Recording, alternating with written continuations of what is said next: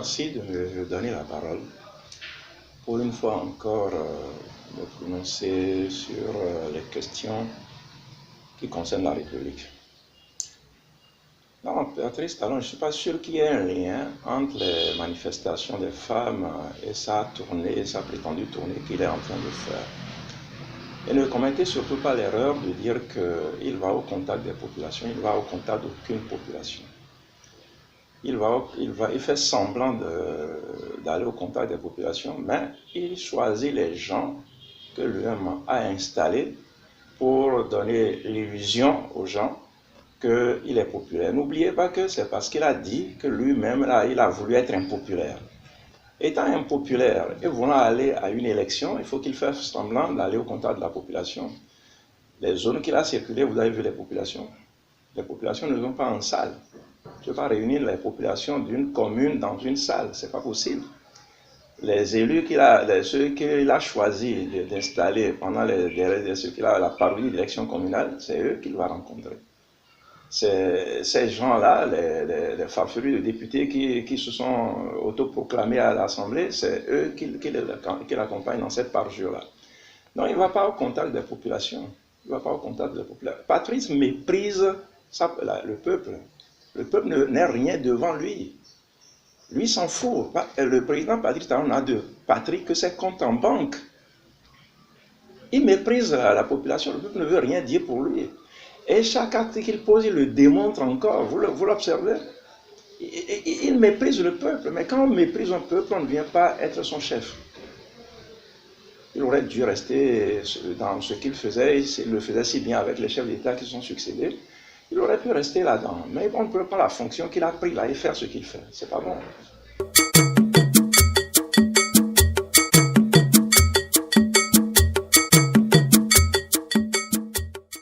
Vous savez, vous n'avez pas tout dit.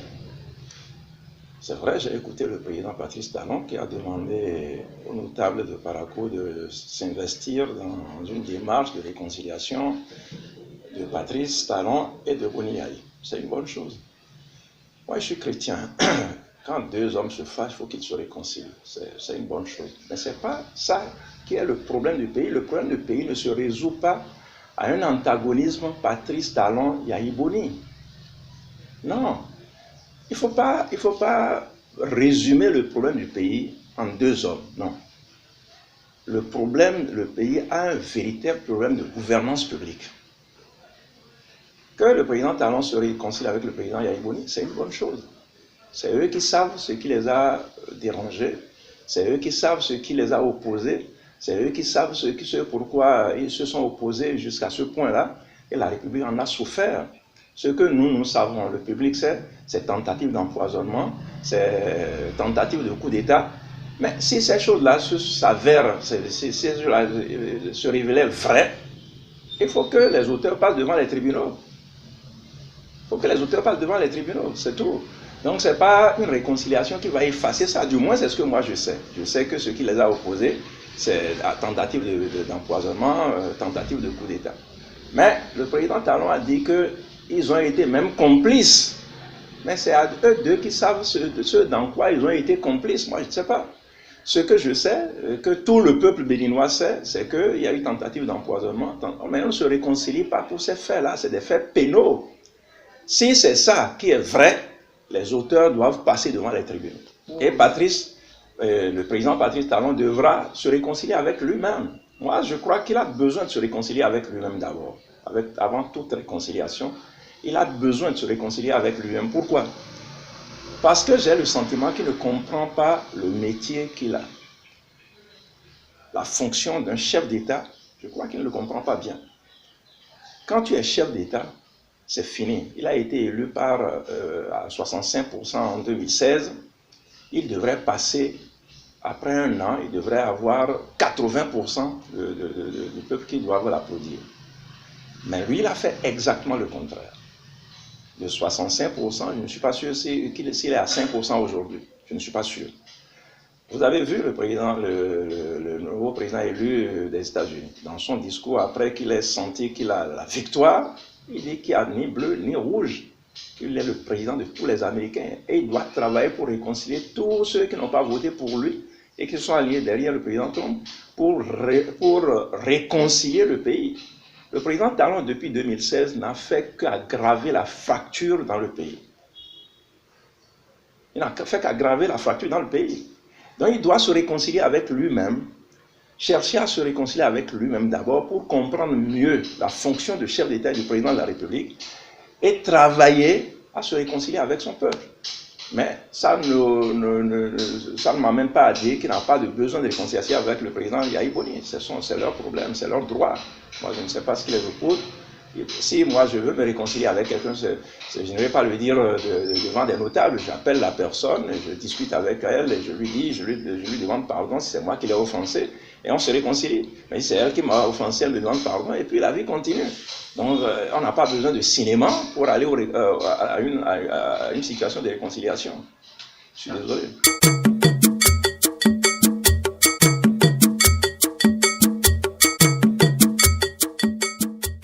Il a tellement offensé le peuple que aucune démarche pour sa réconciliation avec le peuple ne sera inutile. La première chose qu'il a fait contre ce peuple, c'est de commencer par détruire le petit commerce informel. Ça a donné quoi? Pourquoi on avait fait ça? Vous vous souvenez des bavures d'un certain Tobola dans ce pays? Quel est l'objectif? C'est-à-dire que jusqu'à aujourd'hui, moi, je ne sais pas pourquoi on a fait ça. La première chose. Et il y en a tellement. Je vais retenir les deux dernières qui me paraissent importantes. C'est les élections législatives de 2019. Il n'a pas permis au peuple de choisir leurs représentants pour siéger à l'Assemblée nationale. Ceux qui sont là-bas, vous croyez qu'ils nous représentent? Ils ne nous représentent pas. Ils sont la voix de leur maître. C'est les élections communales de mai 2020. Vous croyez qu'il y a eu élection? À supposer même qu'il y a eu élection, les conseils communaux ont élu leur maire. Dans quel pays on a vu ça? Moi, je n'ai jamais vu ça dans aucun pays du monde. Dans quel pays on a vu ça? Donc, c'est les faits majeurs sur lesquels il faudrait qu'il revienne pour faire la démarche de la réconciliation avec son peuple. Ceux qu'il a tués, ceux qu'il a fait tuer les 1er et les 2 mai, ceux qu'il a fait tuer à Tchaourou, à Save et ailleurs. Il pense qu'une loi d'amnistie pour les passer en perte et profit comme ça, c'est réglé. Rien n'est réglé. La rancœur est totale dans le cœur du peuple. Ce sont les vraies questions qu'il faut aller régler. Si vous aviez perdu un parent dans ces affres-là, vous serez content? Mais ceux qui sont morts là, même si vous ne les connaissez pas, ce sont vos compatriotes. Que ce soit à Tchaourou, à Save ou n'importe où, ce sont vos compatriotes. Et vous devez vous battre pour que leur mémoire soit honorée. Et c'est en honorant leur mémoire, en permettant aux familles victimes de ces affres-là de vivre leur deuil dignement et qu'ils présentent les excuses à ces familles-là, qu'il va tenter une réconciliation. Un être perdu, on ne le récupère jamais, ça ne se répare jamais. Mais au moins, on peut tenter pour montrer ses regrets. Mais c'est comme si on ne sait pas le nombre de morts. Personne ne sait qui est mort. Combien de gens on a tués dans les 1er et les 2 mai. Personne ne sait. Mais les chiffres existent. Un jour, on le saura. Combien sont partis à Save? Combien sont partis à Tchaourou? Combien sont partis à Parakou et ailleurs? Où sont les corps? Où sont les corps? Mais c'est les vrais problèmes que le président Talon a posés au pays, ça, auxquels il faut qu'il fasse face un jour. Et il en répondra un jour, aujourd'hui, demain, après-demain, moi je ne sais pas quand. Mais ça ne restera pas impuni.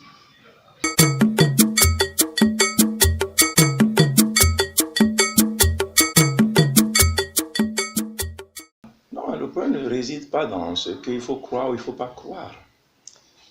Il faut d'abord comprendre ce que dit le président. Il dit qu'il va ordonner à son ministre de l'Intérieur de délivrer les récépissés. C'est ça. Ça veut dire que c'est lui qui avait ordonné de ne pas les délivrer. C'est ça que ça signifie. Mais c'est tout le problème que nous avons avec le président Talon. C'est le vrai problème que nous avons avec le président Talon. Le président Talon pense que parce qu'il est élu président de la République, sa volonté devient la loi. Sa volonté devient la loi. Le problème, ce n'est pas d'ordonner à un ministre de donner ou de ne pas donner. Le problème, c'est de faire en sorte que les lois qui ont créé ces situations où l'administration empêche le politique de s'organiser soient bannies. C'est ça le vrai problème que nous avons. Ce n'est pas à lui de dire, lui, quand il devait être candidat en 2016, il a demandé l'autorisation à quelqu'un. Est-ce qu'il y a donné l'ordre à un ministre de l'Intérieur ou non de dire oui, tu seras candidat, donner-lui un papier ou ne pas lui donner un papier? Dans une démocratie, aucune démocratie ne s'accommode de ce genre de comportement. Il n'y a pas de démocratie dans un pays dont le chef se comporte de cette manière-là. Et il montre à chaque sortie qu'il fait, il montre qu'il est contre la démocratie. Il est contre la démocratie. Il ne peut pas penser que lui, c'est ceux qu'il veut, à qui il dit, vous pouvez faire de la politique, ils vont faire la politique dans le pays. Si moi j'ai envie de parler de la chose publique, je devrais être en mesure de parler librement de la chose publique, de m'organiser librement, dans le cadre des lois qui nous gouvernent, je dois m'organiser avec qui je veux. C'est ça la démocratie. Mais lui, c'est lui qui décide. Son ministre de l'Intérieur n'a même pas le pouvoir, sur la base de papier, de décider, de dire je donne. C'est lui qui ordonne le ministre de donner. C'est le vrai problème, ça. Moi, j'ai dit à mes amis, pourquoi vous courez derrière un récépissé? Pourquoi? Moi, je n'ai pas besoin de récépissé pour faire mon parti. Cette loi-là est une loi unique, je ne la respecterai pas. Je n'ai pas besoin de récépissé. J'ai besoin d'intervenir dans mon pays en politique, je vais intervenir. Je ne fais pas ce que je fais là en Côte d'Ivoire, je ne le fais pas au Togo, je ne le fais pas ailleurs, je le fais chez moi. Pourquoi chez moi, après le parcours qui a été le mien, on va m'empêcher de me prononcer sur la chose publique? Pourquoi? Au nom de quoi? Pourquoi un être humain, un citoyen comme moi? Le président Talon n'a pas plus de droits que moi. Il n'a qu'un seul droit de vote comme moi, comme tout citoyen béninois. Pourquoi il pense que lui seul, sa voix là, sa voix unique là, en démocratie on dit un homme, une voix? C'est ça ce que nous sommes en train de faire. Mais pourquoi il empêche les autres de pouvoir exprimer leur droit de vote? Pourquoi? Au nom de quoi? Le seul problème que nous avons, c'est celui-là, et il est né depuis avril 2019, suite à la non-organisation d'une élection législative. Et il a installé des gens qui ont pris des lois uniques. Ce sont ces lois-là qu'il faut réviser. Ce n'est pas lui qui dit je vais permettre, je vais faire ceci. Non. C'est les lois qu'il doit réviser pour créer un environnement juridique favorable à une élection inclusive pour qu'on aille aux élections. Moi, je ne suis pas de ceux qui disent Talon, deuxième mandat. Qui a dit qu'il ne fera pas un deuxième mandat? Personne n'a dit ça. Mais ceux qui pensent qu'il le fera dans le dos du peuple, contre le peuple, ils se trompent. Qu'il ouvre les élections, que les lois ouvrent les élections, et que ceux qui veulent, moi je ne veux pas être candidat, mais ceux qui ont envie d'être candidat, qu'ils soient candidats et qu'ils aillent aux élections comme tout le monde et qu'ils gagnent. S'il gagne, je vais l'applaudir, mais s'il perd, qu'il se barre. Mais il ne va pas mettre des textes à caler tout, penser qu'il a tout ficelé et que comme ça il va passer en force. Il se trompe aujourd'hui, demain ou après-demain, il se trompe. Il se trompe.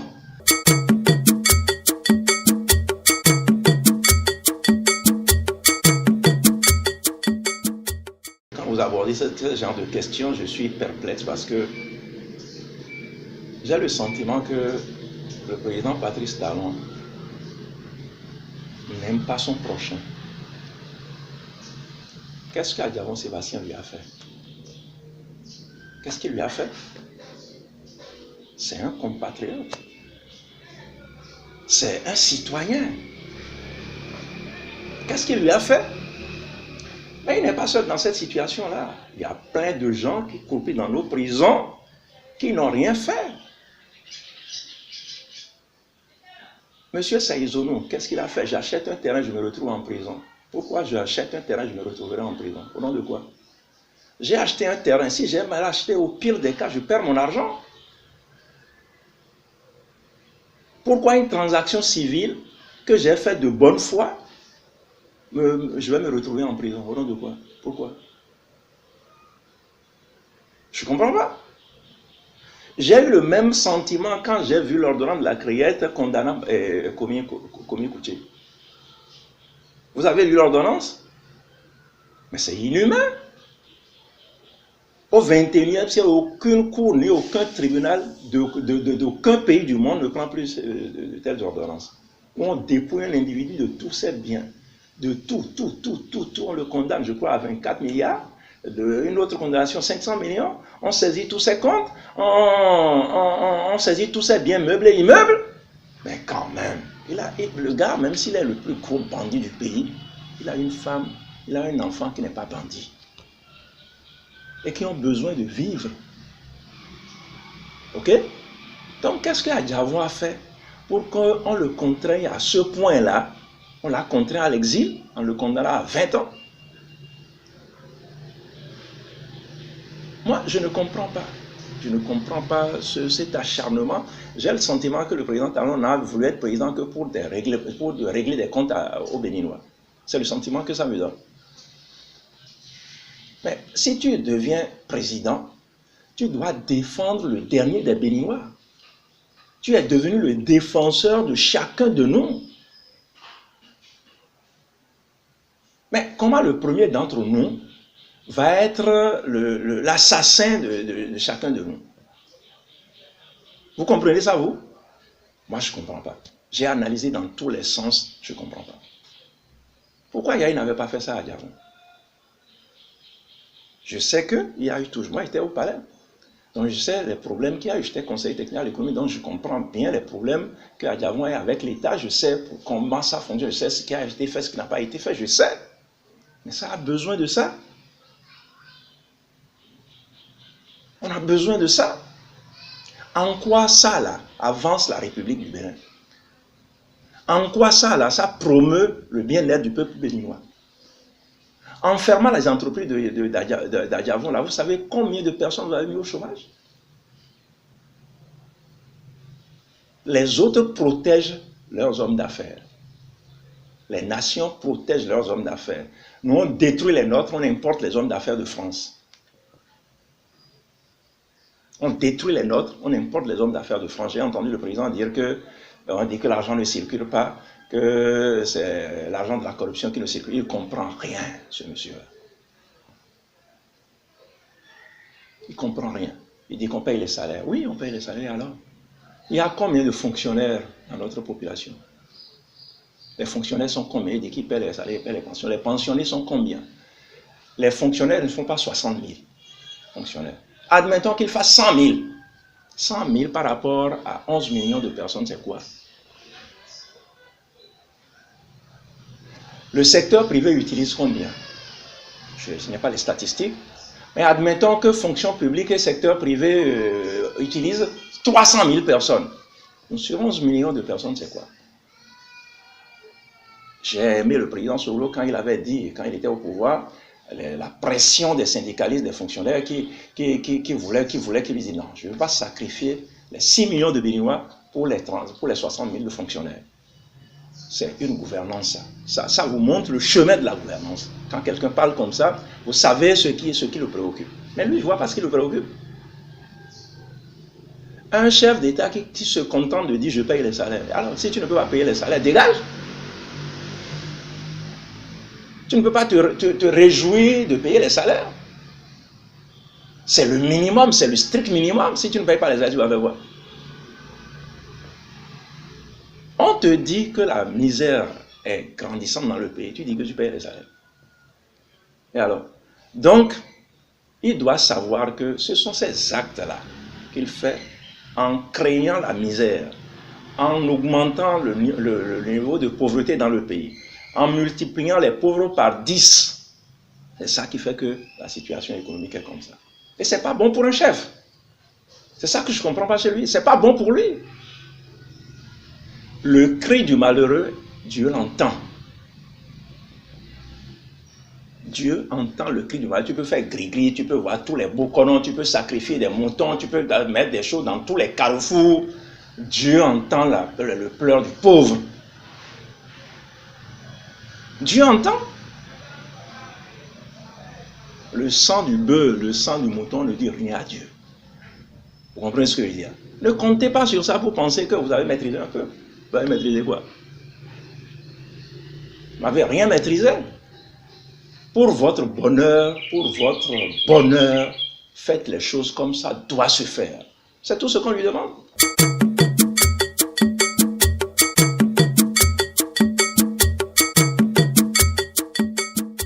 C'est ce que je dis, c'est ce que j'ai commencé par dire au départ. Le président Talon méprise son peuple. Il n'a aucune considération ni pour vous, ni pour moi, ni pour personne.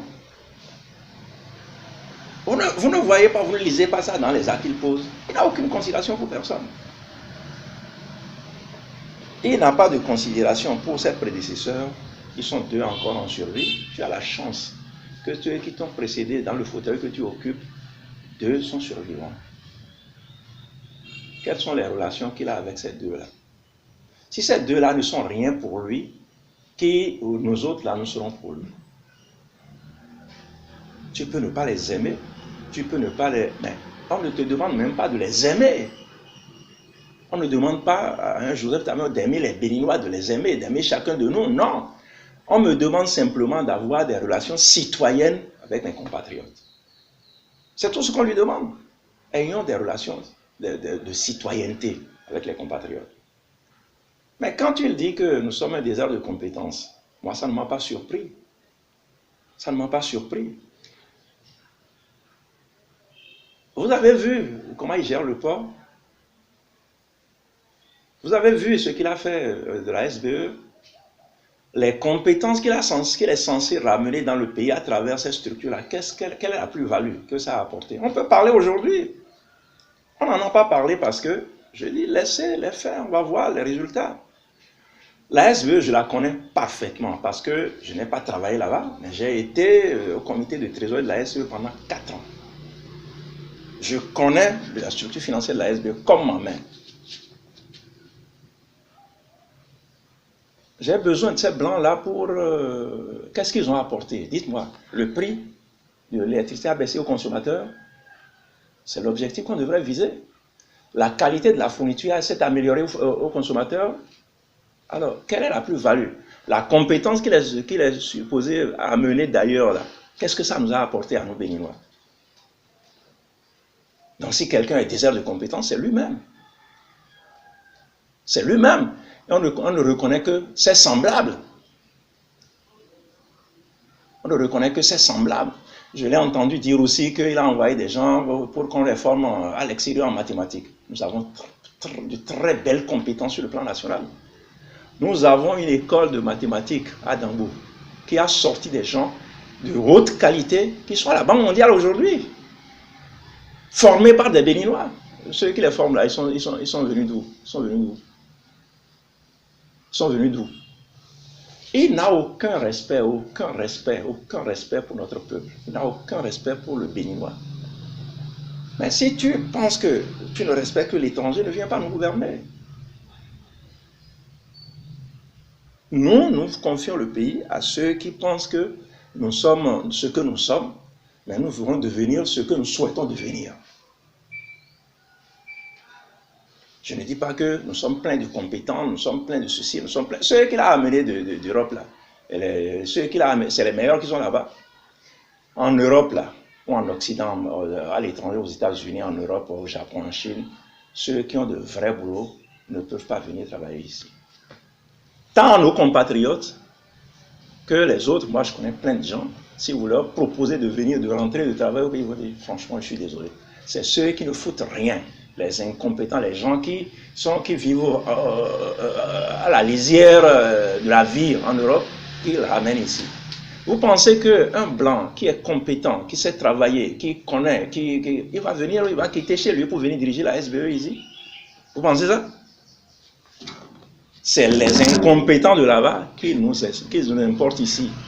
Et ils laissent les bonnes têtes ici, je ne parle pas de mon nom, je m'appelle Taméon, mais ils laissent les bonnes têtes d'ici là pour amener des gens qui ne connaissent... Moi, j'ai travaillé dans ma vie dans une institution régionale avec deux Français qui étaient des assistants techniques, qui m'accompagnaient. Mais aucun d'eux n'arrivait à ma cheville. Aucun d'eux, ils sont français.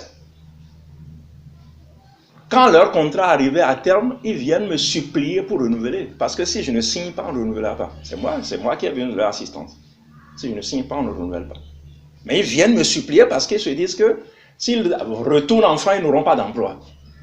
C'est ceux qui viennent chez nous, ça. Et pourquoi on va s'affubler de ça? Moi, quand j'étais au lycée Béhanzin, la moitié des professeurs étaient blancs. Il y avait plus de professeurs blancs français que de professeurs. C'est la révolution qui est venue pour que les blancs sont partis. Mais est-ce que les gens, les noirs qui ont remplacé les blancs là, à cette époque-là ont démérité? Au contraire, on a eu d'excellents professeurs au lycée Béhanzin. Je salue ceux qui sont encore vivants, je salue la mémoire de ceux qui nous ont précédés. Il faut pas. Si vous n'aimez pas un pays, ne venez pas à sa tête. J'ai le sentiment que Patrick n'aime pas ce pays. Il déteste son pays. Il a des prétentions, je ne sais pas. Mais il a dit ici, s'il ne veut pas être ici, qu'il aille ailleurs, c'est tout. Moi, je suis d'ici, vous m'avez vu aller ailleurs. Mais moi, j'ai ma maison là. Et je considère que mes enfants sont des pagailleurs.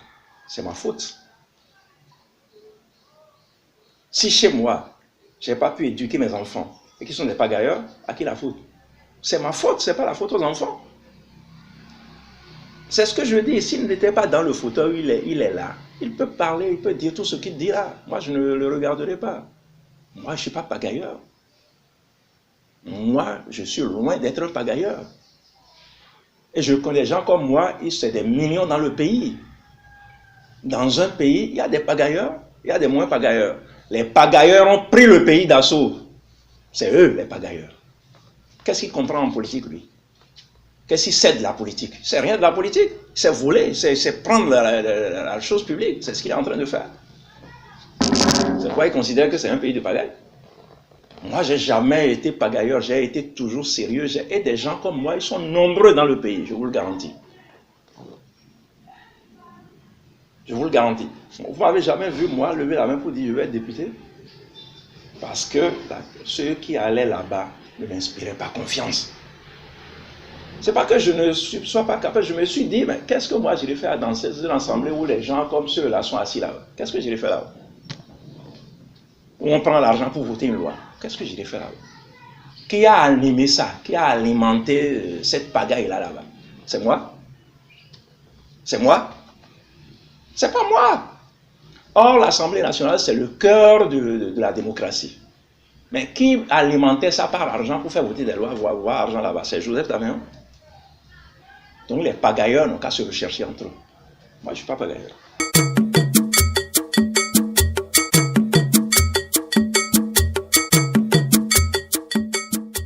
Ce que je voudrais dire, c'est que le peuple doit prendre conscience de sa situation. Le peuple béninois doit prendre conscience de sa situation et se réveiller et reprendre son pouvoir.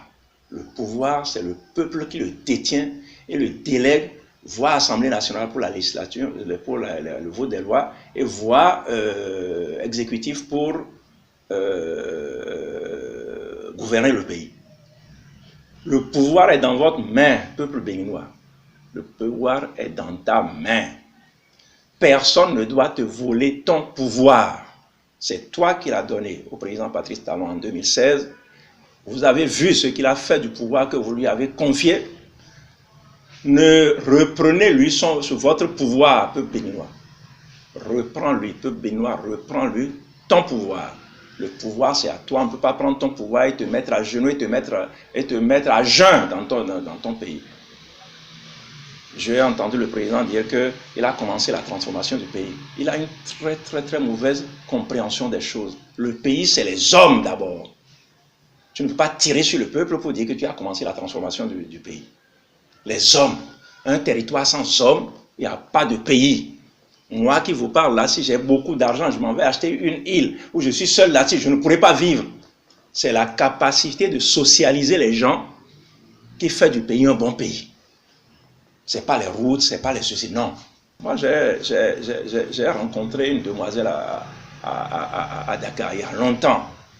J'espère qu'elle ne se reconnaîtra pas. Elle ne m'a pas dit de dire ça à la télévision. Ses parents étaient ici, elle était étudiante à Dakar. Elle avait un oncle à Dakar qui travaillait à la BCAO. En partant remettre le colis de la fille, je pensais que la fille, normalement, devrait être chez son oncle.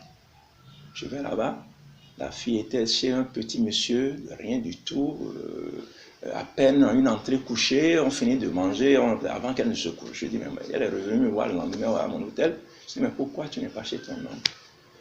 Il dit, tonton, chez mon oncle, ce n'est pas une maison. Ici, c'est une maison d'amour. Vous comprenez ce que je dis? La cabine, le cagibi dans lequel elle vivait, là, elle considérait que c'est une maison d'amour. Chez l'oncle, l'appartement, bel appartement et tout, c'est pas une maison. Il faut que les comprennent ça. Que c'est l'amour qui crée un pays. C'est pas la vengeance, c'est pas le terrorisme, c'est pas terroriser les gens, c'est pas... Non, ça ne crée pas un pays. Merci.